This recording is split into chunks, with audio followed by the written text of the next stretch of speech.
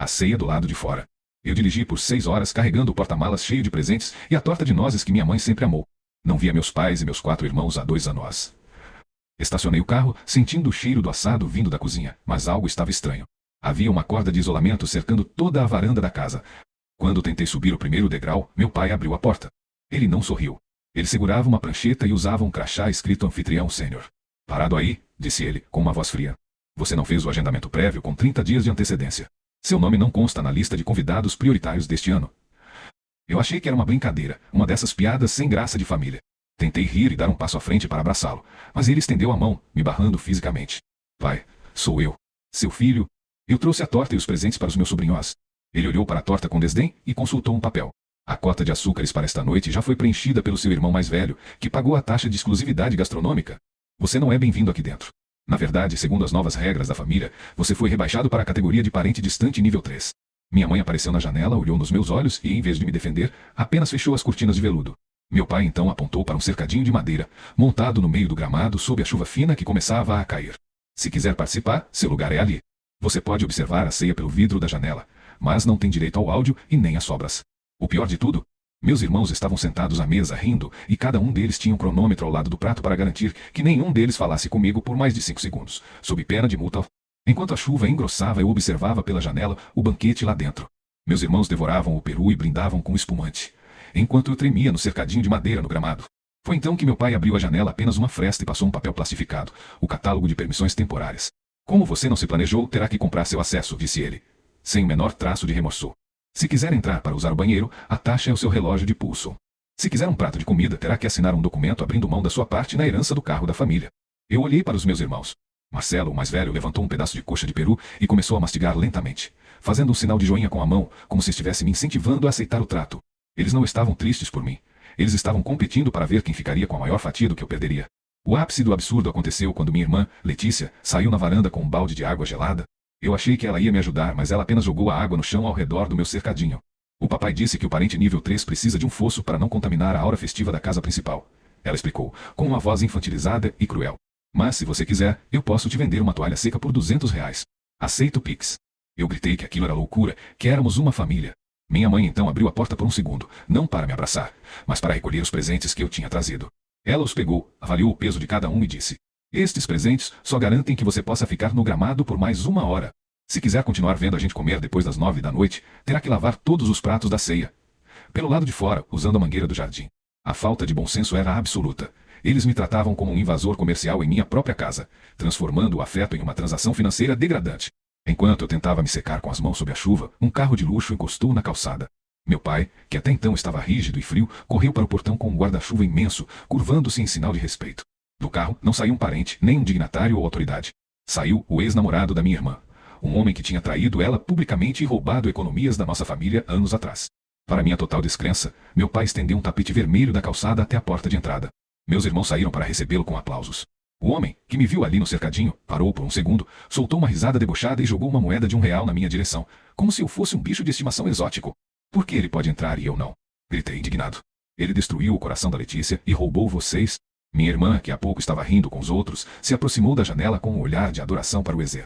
Ele pagou o pacote de redenção premium, querido. Ela explicou como se fosse a coisa mais óbvia do mundo. Ele fez uma doação para o fundo de férias do papai, e em troca todos nós apagamos as memórias negativas dele por contrato. Como você não contribui para o fundo há 2 anos, as suas memórias ruins são as únicas que restaram para a gente processar hoje. O absurdo atingiu o ápice quando meu pai anunciou que o convidado de honra teria o direito de escolher qual de nós seria o garçom invisível. Sem surpresa, o ex-namorado apontou para mim no meio do gramado. Para que eles continuassem a ceia, eu deveria segurar uma antena de TV velha, de pé em cima de um banco de plástico na chuva, porque, segundo meu pai, o sinal do futebol estava ruim, e o meu corpo servia como um excelente condutor de ondas. Já que eu estava encharcado, se eu soltasse a antena, eles chamariam a polícia por interrupção de entretenimento familiar. Enquanto eu segurava aquela antena gelada sob a chuva, meus braços tremendo de cansaço, a música lá dentro parou. Meu pai pegou um martelo de juiz e bateu 3 vezes na mesa de jantar. Pela janela vi que todos os olhares se voltaram para mim. Ou melhor, para a pasta de documentos que meu pai tirou de dentro de uma maleta. Senhoras e senhores, daremos início ao leilão de ativos do membro excluído, anunciou ele com um sorriso maníaco. Eu não conseguia acreditar. Eles não estavam apenas me humilhando, eles estavam vendendo a minha vida. Meu pai começou a ler os itens. O meu primeiro carro, que ainda estava no nome dele por burocracia, o meu fundo de garantia que ele gerenciava, e até mesmo o meu cachorro, o Tobias, que tinha ficado na casa deles enquanto eu viajava deles. Quem dá mais pelo Tobias? Gritou meu pai.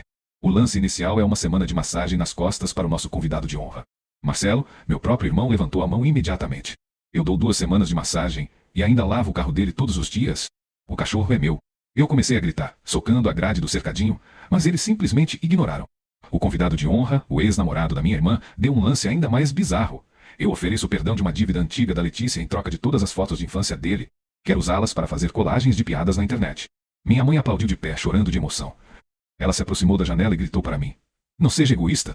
Estamos apenas redistribuindo a sua existência para quem realmente valoriza o espírito de Natal da nossa empresa. Digo, da nossa família. O golpe final veio quando meu pai anunciou o item principal. O meu próprio nome. Ele alegou que, como eu não estava usando o sobrenome da família para gerar lucro para eles, o sobrenome seria vendido para uma marca de ração de cachorro barata da cidade. A partir daquela meia-noite, eu seria legalmente obrigado a me identificar apenas como o indivíduo anteriormente conhecido como filho.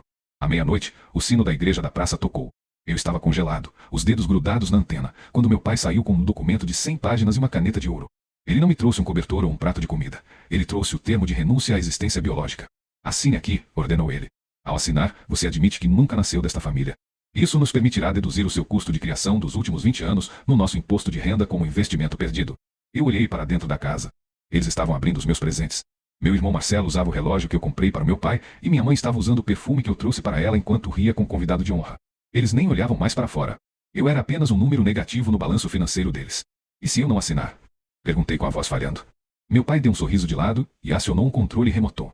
Sprinklers de jardim, escondidos sob a grama do meu cercadinho, começaram a disparar jatos de água gelada diretamente no meu rosto. Se não assinar, cobraremos o aluguel do ar que você está respirando dentro da nossa propriedade, disse ele. O preço por centímetro cúbico de oxigênio natalino é de R$ 50. Você já deve uns 3.000 desde que estacionou o carro. Naquele momento, algo dentro de mim quebrou. Não foi a tristeza, foi a percepção do absurdo completo. Eu larguei a antena, fazendo a TV lá dentro chiar e explodir em estática, e pulei a cerca. Meu pai gritou por segurança, mas eu apenas caminhei até o meu carro. Enquanto eu dava a partida, vi pelo retrovisor que eles não estavam correndo atrás de mim para pedir desculpas. Eles estavam correndo para o gramado para recolher a antena de metal, gritando que eu tinha roubado os íons da família. Eu fui embora ouvindo o som da minha irmã, gritando que eu ainda devia o valor do desgaste da grama onde meus pés ficaram parados.